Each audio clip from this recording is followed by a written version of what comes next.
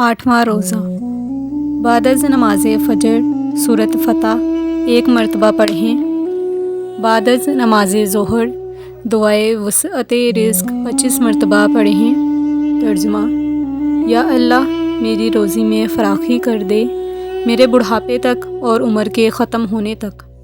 بعد از نماز عصر پنجم کلمہ استغفار 100 مرتبہ پڑھیں۔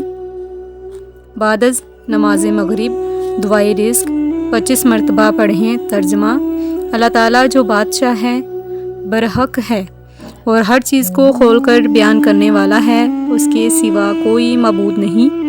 حضرت محمد صلی اللہ علیہ وآلہ وسلم اللہ کے رسول ہیں جو وعدے کے سچے اور امانت دار ہیں۔ بعد از نماز عشاء سورۃ آل عمران کی آیت نمبر 26 70 مرتبہ پڑھیں۔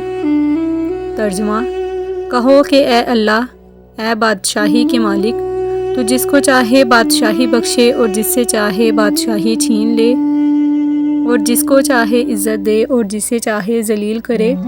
ہر طرح کی بھلائی تیرے ہی ہاتھ ہے اور بے شک تو ہر چیز پر قادر ہے۔